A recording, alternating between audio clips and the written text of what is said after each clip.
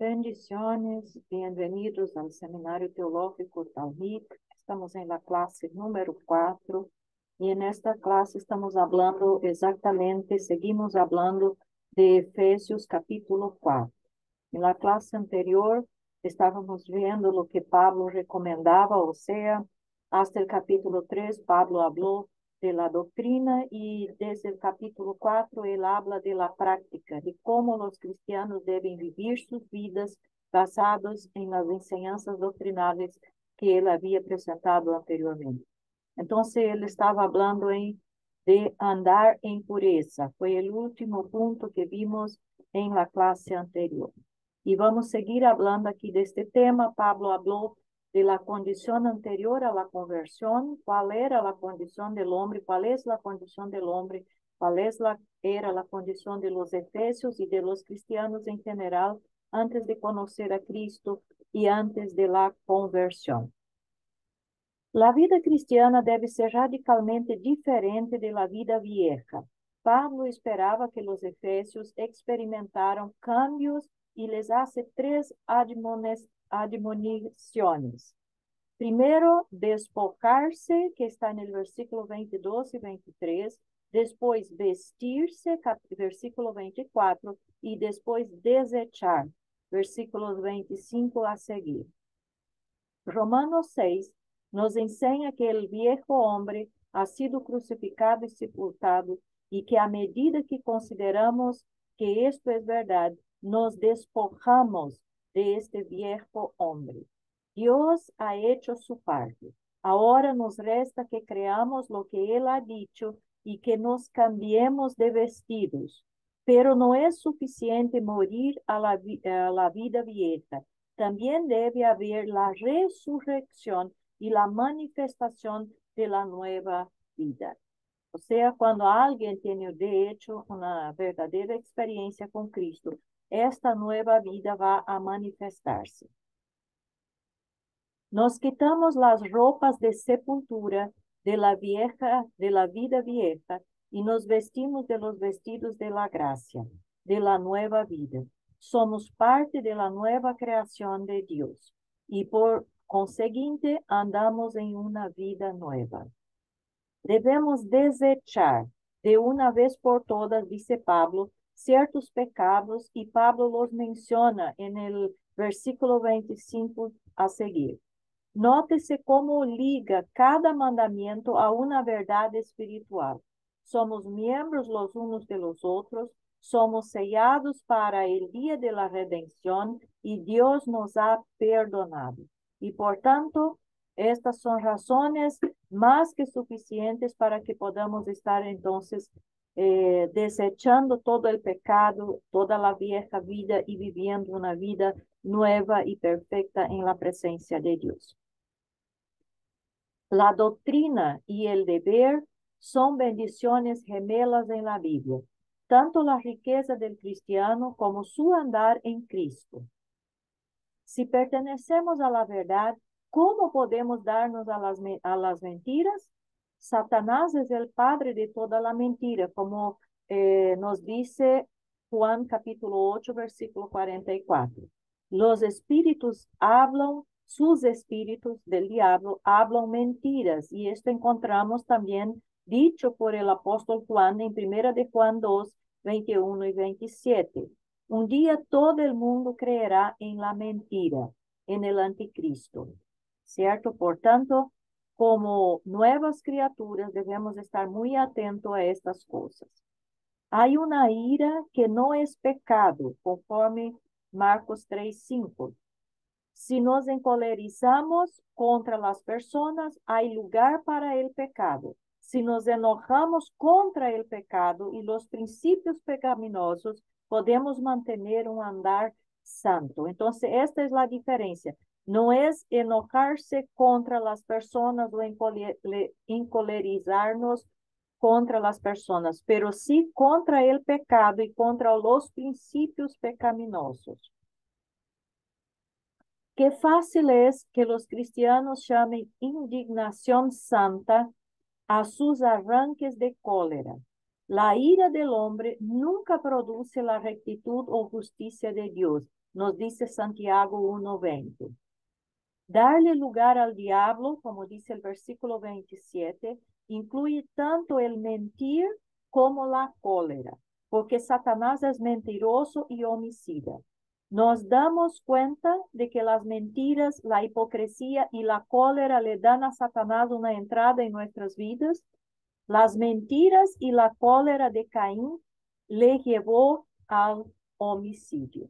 Entonces, Pablo aquí habla muy en serio de estos dos aspectos, la mentira y la ira o la hipocresía también tiene que ver con la mentira, son características del viejo hombre y por tanto estas cosas no deben hacer parte de la nueva criatura, de aquellos que fueron salvos, de aquellos que disfrutaron de todas las bendiciones que hemos visto en los primeros capítulos, que están asentados en los lugares celestiales en Cristo, que estão edificados sobre Cristo, etcétera, etcétera. Porque estas obras são obras del diablo e não obras de um salvo.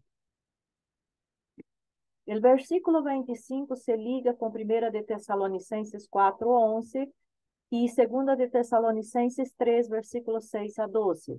El inconverso ladrón solía robar para complacer-se. Ahora que ha sido salvado, debe trabajar para poder dar a otros. Este es el maravilloso cambio que genera la gracia en el corazón de una persona. Nuestros labios deben hablar lo que edifica, y esto se refuerza en Colosenses 4:6 y en el Salmo 141:3. La corrupción de labios solo denota corrupción del corazón. El Espíritu nos ha sellado, como hemos visto en el capítulo 1, versículo 13 y 14. No debemos entristecerlo al permitir que estos pecados de acción y actitudes estén en nuestras vidas. Entonces vemos como nada de mentira, nada de ira, de cólera, nada de hipocresía, nada de palabras que no edifican. Nuestras palabras deben producir vida a los que las escuchan. En las Escrituras, al Espíritu se le describe como una paloma. Y esta es una ave limpia que ama la paz. Se debe eliminar la ira, la gritería, mediante el amor y el perdón cristiano. En el versículo 22 encontramos la expresión despojaos. Se refiere a quitar algo por completo, como un mendigo que decide deshacerse, de sus harapos y de toda su vestimenta sucia. O sea, no es dejar alguna cosa, no es librarse de algunos aspectos, pero es quitar por completo todo lo que es del viejo hombre y todo lo que no agrada a Dios. El versículo 23, Pablo dice, renovaos en el espíritu de vuestra mente. La salvación incluye la mente, como vemos en Romanos 12:2 y 2 de Corintios 10:5, que es el centro del pensamiento, el entendimiento y la capacidad para creer, así como de los motivos y las acciones. Cuando una persona se convierte en cristiana, Dios le da una capacidad espiritual y moral nueva que una mente separada de Cristo nunca podría adquirir. La palabra conversión mismo quiere decir metanoia, y metanoia significa mudança de mente, mudança de cambio de pensamiento, cambio de mente. Entonces, cuando Pablo habla aquí de renovados en el espíritu de vuestra mente, quiere decir que una persona que de hecho es salva, que de hecho nació de nuevo, ella va a tener una mente cambiada también, una nueva mente, nuevos pensamientos y nuevo entendimiento. La Biblia dice que nosotros pasamos a tener la mente de Cristo. Entonces podemos pensar conforme las cosas espirituales y conforme a lo que agrada a Dios. Podemos pensar los mismos pensamientos que Dios. ¿Ok? Entonces una mente renovada. Y hay que orar también, buscar la presencia del Señor y vigilar nuestra mente, vigilar los pensamientos de nuestra mente. ¿Por qué?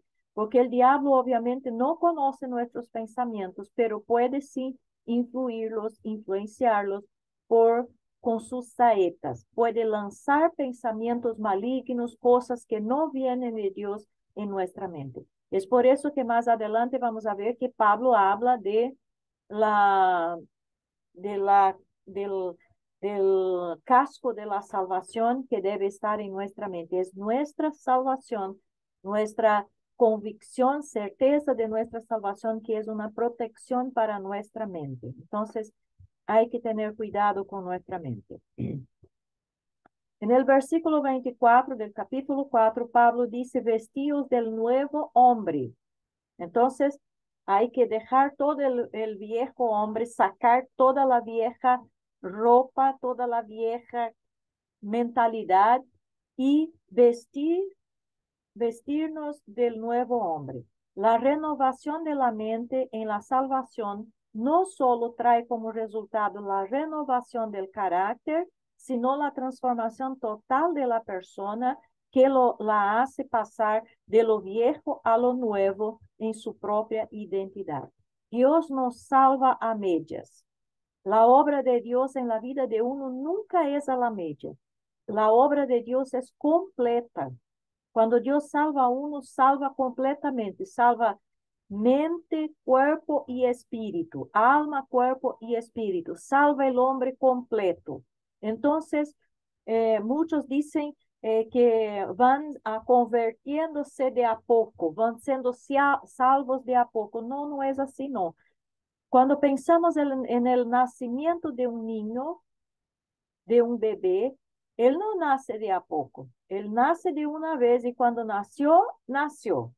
No hay que esperar nacer más otra parte de él porque ya nació. Con el nuevo nacimiento es de la misma forma. El hombre nace de nuevo espiritualmente de una sola vez, completamente. Nuestra salvación es completa. Por tanto, si hemos conocido a Cristo, si hemos nacido de nuevo, esta salvación se va a reflexionar en el cambio de nuestros pensamientos, de nuestra mente, va a se reflexionar en el cambio de nuestras actitudes y nosotros mismos vamos a comprobar que no es porque alguien nos dice que debemos hacer así o no debemos hacer así. Es porque el Espíritu de Dios mismo nos convence y entendemos que ciertas prácticas no agradan a Dios y que sí lo que agrada a Dios son otras cosas. Y por nosotros mismos deseamos hacer lo que agrada a Dios y no hacer más las viejas cosas que hacíamos. Entonces, la salvación va a se reflejar en este nuevo hombre. Y por eso Pablo dice, vestidos del nuevo hombre que se renueva todos los días, dice él, ¿ok? Entonces, este nuevo hombre va a se reflejar en una nueva identidad, en una nueva, en un nuevo carácter de la persona que ha conocido a Cristo.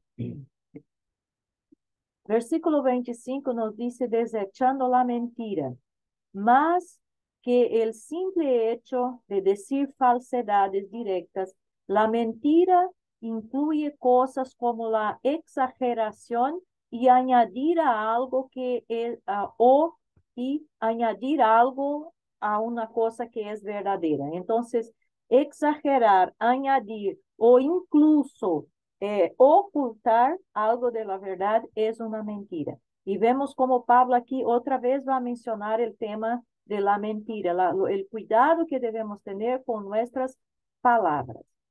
Las trampas, las promesas falsas, la traición de una confidencia y la presentación de excusas falsas son variaciones de la mentira que los cristianos deberían desechar por completo en sus vidas. El versículo 29, Pablo menciona palabra corrompida. La palabra que se traduce corrompida se refiere a algo descompuesto que pudre lo que le rodea, como la fruta rancia y la carne putrefacta, ¿cierto? Entonces, La palabra corrompida es como un elemento, como alguna cosa que hace con que todo el restante sea, se pudra o se contagie.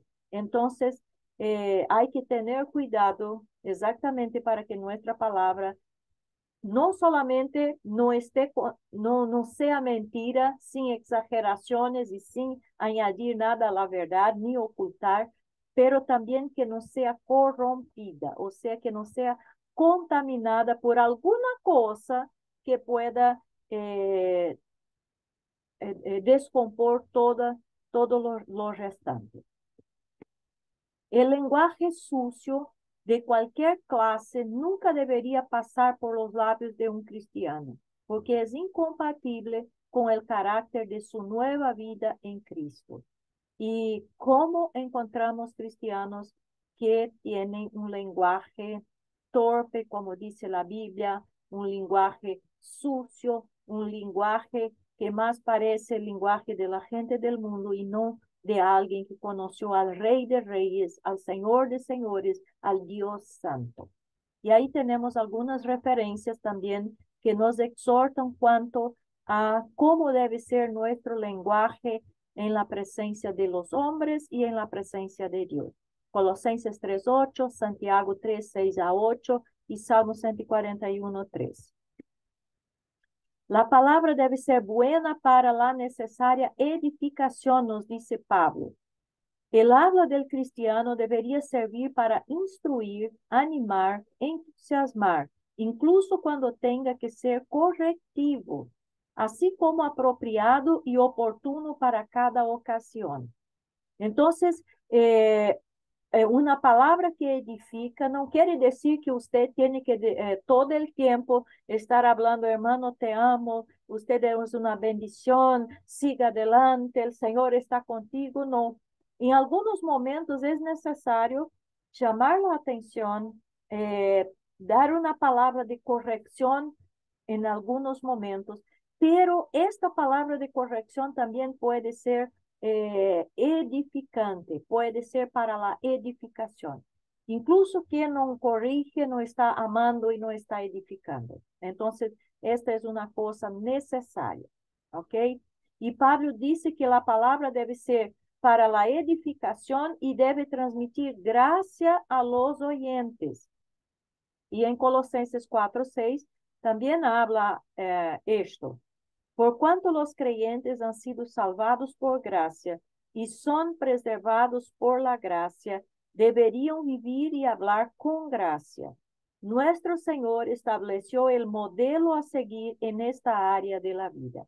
Es muy importante, hermanos, que nosotros podamos aprender a hablar bien y utilizar nuestra palabra para que sea de bendición, sea de edificación a los otros, y no sean palabras sucias, palabras torpes, palabras malas, y más aún palabras que causan heridas, palabras que destruyen, palabras que pueden incluso matar. Santiago nos habla de esto, que con nuestra lengua bendecimos y maldecimos. Con nuestra lengua podemos generar vida o podemos incluso matar. Entonces, es muy importante considerar esta recomendación del apóstol Pablo aquí en este capítulo 4. Habla de andar en pureza, y este andar en pureza, observe cómo que se expresa mucho eh, en nuestros actos, en nuestras actitudes y también en nuestras palabras, en nuestros pensamientos y en nuestras palabras. Entonces, así como fuimos salvos completamente, cuerpo, alma y espíritu, también esta pureza de Cristo, esta santidad que recibimos de Dios, debe reflejarse en las tres dimensiones, en nuestro cuerpo, con nuestras actitudes, nuestros hechos, en nuestra mente o alma, a través de nuestros pensamientos y en y nuestras palabras, lo que está en nuestra alma va a ser manifestar por medio de nuestras palabras. Entonces, palabras que producen vida, que edifiquen a otros. En el versículo 30 vemos la expresión: no contristáis al Espíritu Santo de Dios. Dios se entristece cada vez que sus hijos rehúsan cambiar los hábitos viejos del pecado por los hábitos justos de la vida nueva. Debería notarse que esas respuestas por parte del Espíritu Santo indican que Él es una persona. Entonces, debemos considerar esto y luchar en contra de todo aquello que no agrada a Dios. Tener de hecho una vida pura y santa, sin hipocresía. Y la palabra hipocresía viene de quien utiliza los actores del teatro eh, griego, que utilizaban una máscara, una mascarilla en la cara para que no se vea quién eran de hecho, y representaban un personaje así. Entonces, y la hipocresía es como esto: pones una cara que no es tu cara de verdad, porque por trás de la cara que se muestra está una otra cara. Entonces, estas cosas entristecen al Espíritu Santo. Nuestra vida debe ser santa y recta en la presencia del Señor. Y tenemos la ayuda del Espíritu Santo exactamente para que podamos cambiar todas las cosas en nuestras vidas que necesitamos. Debemos dejar que el Espíritu Santo nos concientice, y una vez que el Espíritu Santo nos hable y nos concientice, debemos pedir perdón y tratar de buscar su ayuda y tratar de cambiar.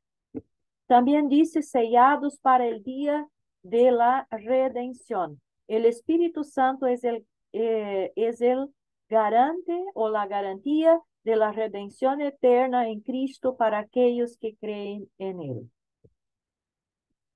Vamos a pasar ahora al capítulo 5 de Efesios. Pablo continúa su descripción del andar cristiano.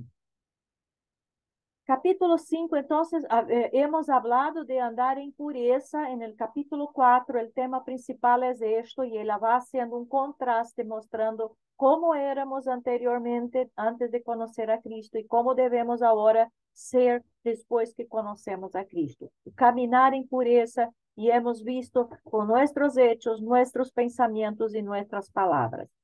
Ahora Pablo sigue tratando de este tema, de cómo debemos andar en la presencia de Dios por causa de nuestra salvación. Y la primera cosa entonces que él dice debe ser que debemos andar en amor. Capítulo 5, versículo 1 a 6. Destacamos la palabra imitadores. Da la idea de mímica. Como hijos de Dios debemos imitar a nuestro Padre. Dios es amor y nosotros debemos andar en amor. El ejemplo del amor de Cristo debe inspirarnos.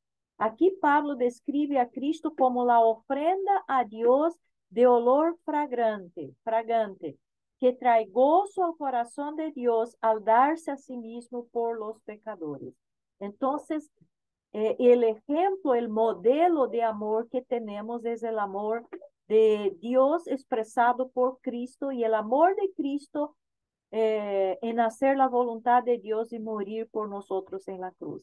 Este es el tipo de amor que debemos tener. En este amor es que debemos andar. Y Pablo dice que debemos imitar este amor. Por supuesto, la clase correcta de amor implica que detestaremos ciertas cosas. Hay algunos pecados que ni siquiera deben nombrarse entre los santos, dice-nos Pablo. En el versículo 4, Pablo nos hace objeciones al humor, sino a las bromas inapropiadas, no hace objeciones al humor, sino a las bromas inapropiadas y sucias. Por cierto que ningún cristiano debe usar sus labios para esparcir cuentos cuestionables. Nuestro hablar siempre debe estar sazonado con sal. Aquí otra vez vemos cómo la cuestión de la palabra es bastante significativa. ¿Ok? Los falsos maestros pueden decirle que usted puede ser cristiano y vivir en pecado habitual y deliberado, pero Pablo llama a estas enseñanzas palabras deshonestas. Debemos también andar en la luz, del versículo 7 hasta el versículo 14. La palabra que se traduce partícipes implica tener algo en común y con frecuencia se traduce comunión o compañerismo. Los cristianos son partícipes de, primero, la naturaleza divina conforme 2 de Pedro 1:4, las promesas de Dios conforme Efesios 6:3 que ya hemos visto, los sufrimientos de Cristo también conforme 1 Pedro 4:13. Entonces, somos partícipes de todas estas cosas y por eso debemos andar en la luz. También somos partícipes de la santidad de Dios, Hebreos 12:10.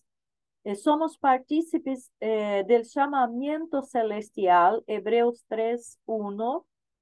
Y somos partícipes de la gloria de Dios, 1 de Pedro 5:1. Puesto que tenemos este maravilloso compañerismo con Dios, o sea, tenemos en común con Dios todas estas cosas que obviamente fue el propio Dios que nos proporcionó, ¿cómo podríamos llegar a asociarnos con los que pertenecen al pecado y a las tinieblas? ¿Qué comunión tiene la luz con las tinieblas? Pregunta 2 de Corintios 6:14. Entonces es imposible que uno que ha conocido a Cristo y que es participante de todas estas cosas, de este compañerismo con Dios y siga viviendo en pecado. No existe comunión entre la luz y las tinieblas. O estamos en la luz o estamos en las tinieblas. No hay medio termo. No hay otra opción. O estamos en la luz y vivimos en la luz, caminamos en la luz, o estamos en tinieblas. Y punto. No hay otra opción. Somos hijos de luz y debemos andar en la luz. Las tinieblas engendran pecado y mentiras. El fruto de la luz, que sería una mejor traducción del versículo 9, es bondad, justicia y verdad. La luz no puede entrar en componendas con las tinieblas, tan solo puede exponerlas, ¿ok? Entonces, somos hijos de la luz. Los frutos de la luz son estos que Pablo menciona: bondad, justicia y verdad. Y no podemos tener comunión ni cualquier cosa con las tinieblas. Solamente la luz hace exponer, poner en evidencia los pecados o las cosas que están en las tinieblas. Pablo también dice que más allá de andar en amor y andar en luz, también debemos andar cuidadosamente. Capítulo 5 del 15 hasta el 17. La palabra con diligencia lleva la idea de observar los alrededores con cuidado, como para no tropezar. Significa andar con inteligencia y no en ignorancia. Observe qué cosa increíble. Lleva la idea de observar los alrededores con cuidado para no tropezar. Significa andar con inteligencia y no con ignorancia. Cuán necio es andar a tropezones por la vida y nunca procurar conocer la voluntad del Señor, en lugar de andar con exactitud, que es equivalente de con diligencia. Hierran el blanco, el camino, y acaban sufriendo en algún desvío. Por tanto, debemos observar bien cómo y a dónde estamos caminando. Dios quiere que seamos sabios y comprendamos su voluntad para nuestras vidas. A medida que obedecemos su voluntad, aprovechamos las oportunidades, aprovechando bien el tiempo, dice el versículo 16, y no desperdiciamos el tiempo, ni la energía, ni el dinero, ni el talento en lo que está fuera de su voluntad. Las oportunidades perdidas nunca se recuperan, han desaparecido para siempre.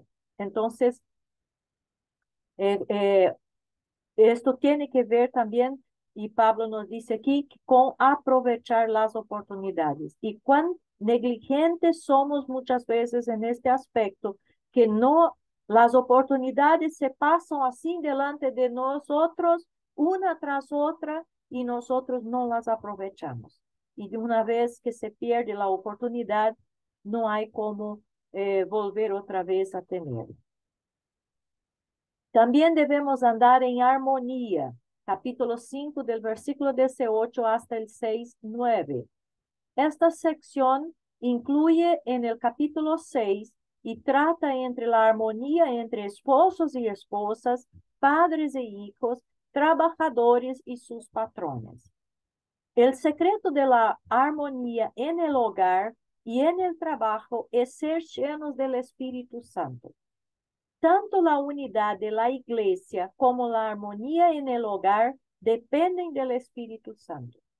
Es el poder desde adentro, no la presión de afuera, lo que mantiene unida a la iglesia y al hogar. Por eso es tan importante que cada creyente, cada discípulo de Cristo, sea lleno del Espíritu Santo, sea controlado por el Espíritu Santo.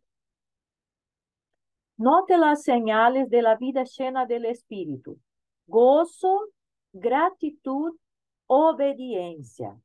Compare Colosenses 3:15 a 17 y verá que cuando los cristianos están llenos de la palabra de Dios, tendrán las mismas características. Esto quiere decir que ser lleno del Espíritu Santo también es ser lleno de la palabra de Dios. Debemos conocer la palabra, llenar nuestra mente y nuestro corazón con esta palabra. Y cuando vamos a estar así, entonces vamos a disfrutar de gozo, de gratitud y de obediencia. En otras palabras, estar llenos del Espíritu de Dios quiere decir ser controlados por la palabra de Dios. Las marcas del cristiano lleno del Espíritu no son experiencias emocionales desusadas, milagros o lenguas, sino más bien carácter cristiano.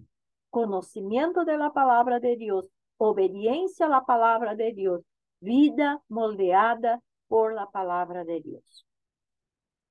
El principio de la cabeza es lo que ayuda a traer armonía al hogar. Como al Señor es el motivo. Entonces, las esposas deben someterse a sus esposos como a Cristo. Los esposos deben amar a sus esposas como Cristo ama a la iglesia. Y los hijos deben obedecer como al Señor. Los miembros de la familia que están bien con el Señor estarán bien los unos con los otros. Entonces, observe cómo que la armonía en el hogar, en nuestra familia, depende de que cada uno de los miembros de la familia esté también en perfecta armonía y comunión con el Señor. Porque las relaciones familiares entre los miembros de la familia deben tener como característica o como patrón esta expresión que Pablo utiliza aquí, como al Señor. Yo me someto, amo, obedezco, sirvo, hago todas las cosas con y para las personas de la familia como para el Señor, ¿ok? Este es el patrón. Y cuando de hecho cada uno de los miembros de la familia tiene esta conciencia y vive de esta forma, las cosas caminan muy bien. Ahora, cuando no hay esta conciencia o algunos piensan que alguien de la familia tiene que someterse a Cristo y otros no, ahí las cosas se complican bastante y la armonía queda afectada. Entonces, que podamos reflexionar esto y que nuestras familias puedan aprender a someterse a Cristo y tratar unos a los otros como al Señor. A la iglesia se le describe como la esposa de Cristo. Es interesante comparar la iglesia con la primera esposa de la Biblia, en Génesis 2, 18 a 25. Fue tomada del costado de Adán y a Cristo le abrieron el costado por nosotros en la cruz. A Eva la formaron mientras Adán dormía y Cristo experimentó el sueño de la muerte para crear a la iglesia. Eva participaba de la naturaleza de Adán y la iglesia participa de la naturaleza de Cristo. Eva fue el objeto del amor y cuidado de su cónyuge y Cristo ama a la iglesia y la cuida. Adán estuvo dispuesto a convertirse en un pecador debido al amor que le tenía a su esposa y Cristo voluntariamente fue hecho pecado debido a su amor por la iglesia. Eva fue formada y traída a Adán antes que el pecado entrara en la familia humana. La iglesia estaba en el corazón de Dios antes de la fundación del mundo. Entonces observen cuántos paralelos hay entre lo que pasó ahí en el jardín del Edén y lo que pasó con Cristo y la iglesia. Entonces vemos cómo es grande el amor de Cristo por su iglesia, como Cristo de hecho ama y cuida de su iglesia y por tanto debemos someternos a Cristo con toda alegría de nuestro corazón. ¿Cuál es el ministerio presente de Cristo a la iglesia? Está santificando y purificando a la iglesia mediante la palabra de Dios y lo hace a través de la obra del Espíritu en sus siervos escogidos. El agua que se menciona en el versículo 26 no es el bautismo, es la palabra de Dios, ¿ok? Entonces, Cristo está preparando su iglesia, santificando su iglesia, adornando su iglesia para que ella sea de hecho la novia perfecta y para que él pueda recibirla en el cielo. Por un lado, Pablo está hablando de un proceso continuo y a ningún cristiano se le bautiza continuamente. El agua para el lavamiento es un símbolo de la palabra de Dios. Cuando Cristo lleva a su iglesia a la gloria, será entonces perfecta, sin mancha ni arruga. ¿Ok? Esta parte aquí del bautismo es bastante importante porque hay algunos que piensan y enseñan que el bautismo purifica pecados. El bautismo no purifica pecados, el bautismo no salva. El bautismo simplemente es una ordenanza y cuando uno se bautiza está haciendo un testimonio público de que ha creído en Cristo y por tanto está obedeciendo a sus mandamientos. Que su viejo hombre ha muerto con Cristo y ahora es un nuevo hombre resucitado con Cristo. Este es el simbolismo del bautismo. Y el bautismo en sí no tiene ningún poder, ni de salvación, ni de purificación. Ahora, lo que sí purifica nuestras vidas, tiene el poder de cambiar nuestras vidas, es la palabra de Dios. Entonces, cuando Pablo habla aquí del agua, él está hablando, haciendo referencia a la palabra de Dios. Ahora vamos a finalizar el capítulo 5 y entrar en el capítulo 6. La palabra no es solo agua que limpia a la iglesia, sino que es también el alimento que la nutre. Es el alimento espiritual para la nueva naturaleza del creyente. Por tanto, un creyente que no lee la Biblia, que no estudia la Biblia a diario, está desnutrido, está débil, no tiene fuerzas, no tiene vigor espiritual, no tiene vida. ¿Por qué? Porque no recibe el alimento, no se alimenta todos los días. Y el alimento del salvo es la palabra de Dios. Es una obligación del creyente leer la Biblia, estudiar la Biblia, reflexionar en la palabra de Dios todos los días. Así como comemos todos los días, por lo menos 3 veces, desayunamos, almorzamos y cenamos, también debemos alimentarnos de la palabra de Dios todos los días. En el capítulo 6, del versículo 1 a 9, Pablo aplica la misma verdad a los hijos y a los siervos.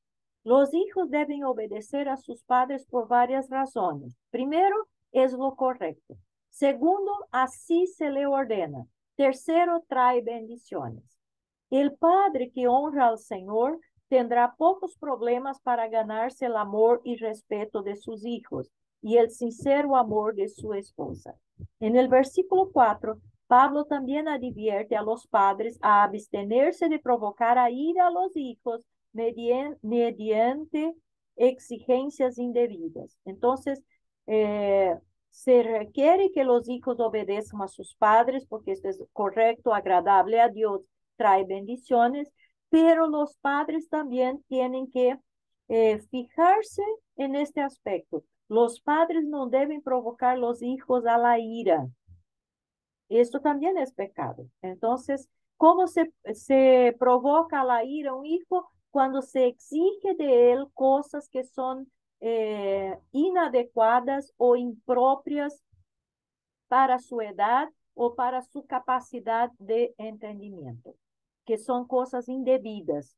Entonces, los padres tienen también que buscar sabiduría para actuar de forma correcta con sus hijos en la presencia de Dios. De lo contrario, van a ser un tropiezo para que sus hijos amen a Dios y sirvan a Dios. Porque lamentablemente, yo digo lamentablemente, los padres aquí en la tierra deberían de ser un reflejo, un ejemplo, una idea de quién es Dios como padre. Y digo lamentablemente, ¿por qué? Porque lamentablemente muchos padres han sido muy negligentes en la presencia de Dios, han sido incluso malos y han reflejado y enseñado por sus actitudes, por su carácter, por su forma de vida a sus hijos que Dios es malo, que Dios es injusto y que Dios es una serie de cosas que en verdad Dios no es. Porque los padres no están siendo el ejemplo que deberían ser para sus hijos, siendo una ilustración de lo que es el amor de Dios. Entonces es algo serio para reflexionar también. La regla de oro se aplica al hogar y a los hijos se les debe tratar como a personas, no como a cosas. Los padres deben disciplinar, criarlos a sus hijos y aconsejarlos, amonestarlos en el Señor. Y la regla de oro, para quien no sabe, está en Mateo cuando Jesús dijo que como usted quiere ser tratado, debe tratar a los otros. Todo lo que usted quiere que hagan con usted, usted debe hacer a los otros. Esta es la regla de oro. Entonces, esto también se aplica en cómo los padres deben tratar sus hijos en la casa. Y es de esta forma que los hijos van a aprender a tratar a sus padres y a otras personas. Los siervos deben recordar que antes de todo sirven a Cristo. Ser de dos caras o tratar de servir a dos amos solo creará problemas. La sencillez de corazón es aquel que su objetivo es agradar a Cristo y no ganar al mundo. Serviendo al ojo quiere decir trabajar cuando el patrón está observando y darse a la ociosidad cuando se va. Pero si servimos a Cristo en el trabajo, nos damos cuenta de que Él siempre está observando. Aquí también está una otra cosa muy importante y nos ayuda mucho cuando como trabajadores, como empleados que podemos ser en distintas partes, incluso si no somos empleados, pero también los trabajos en nuestra casa, todo siempre debe ser hacer como si estuviera haciendo a Cristo y no a hombre alguno. Cuando tenemos esta conciencia de que estoy haciendo mi trabajo para Cristo, voy a hacerlo bien, voy a ser fiel en mi trabajo, no voy a ser negligente, no voy a ser perezoso, no voy a servir solamente cuando alguien está mirando, pero voy a estar, de hecho, haciendo mi trabajo como agrada al Señor. Entonces, este es un principio muy importante y que hace muy bien. Y lo digo porque he experimentado en mi vida. Ese es un principio que desde temprano, cuando aprendí, puse en práctica en mi vida. Todo lo que hago, no importa lo que sea, lo más sencillo que sea, no lo hago para hombre ninguno. Hago para el Señor. Y el Señor está viendo todo nuestro trabajo. Entonces, esta era la conciencia que los siervos deberían tener cuanto a sus señores. Y esto también debe ser nuestra conciencia en este mundo. Esta sección final del capítulo 6, versículo 10 hasta el 24, nos dice cómo andar en victoria. Es triste cuando los creyentes no conocen las provisiones que Dios ha hecho para la victoria sobre Satanás. Cristo ha vencido por completo a Satanás y a sus huestes. Y su victoria es nuestra por la fe. El enemigo contra el cual luchamos. Satanás es un enemigo fuerte, de modo que Pablo nos exhorta a que nos fortalezcamos. Pablo sabía que la carne es débil y que podemos vencer únicamente en el poder de Cristo. Nótese que antes de que Pablo nos diga en el versículo 11 que estemos firmes, en el versículo 10 nos ordena fortalecernos. ¿Cómo recibimos esa fortaleza para estar firmes? Al darnos cuenta de que estamos sentados con Cristo en los lugares celestiales, muy por encima de todos los principados y potestades de Satanás. Y que el mismo poder de Dios está a nuestra disposición mediante el Espíritu que mora en nosotros. Debemos sentarnos antes de poder caminar y debemos andar antes de poder estar firmes. Debemos entender nuestra posición espiritual antes de que podamos tener poder espiritual. Satanás fue el querubín ungido al que Dios puso a cargo de la tierra recientemente creada. Por su orgullo cayó y arrastró consigo una multitud de seres angélicos que ahora forman su ejército de principados y potestades. Satanás tiene acceso al cielo, como vemos en Job, capítulo 1 a 3, pero un día lo echarán fuera, como dice Apocalipsis 12, 9. Es el engañador, como vemos en 2 de Corintios 11, 3, y el destructor, Apocalipsis 9, 11, donde Abadón significa destructor, porque se presenta como serpiente y como león. Los cristianos debemos darnos cuenta de que no luchamos contra sangre y carne, sino contra el espíritu que ahora opera en los hijos de desobediencia. Así como el Espíritu de Dios opera en los creyentes para hacerlos santos, el espíritu de desobediencia de Satanás y sus demonios opera en los incrédulos. Qué necio es luchar contra sangre y carne cuando el enemigo real está usando simplemente la carne y la sangre para obstruir la obra del Señor. Esta fue la equivocación que Pedro cometió en el huerto del Getsemaní cuando trató de vencer al diablo con la espada. La única manera de luchar contra los enemigos espirituales es con las armas espirituales, la palabra de Dios y la oración.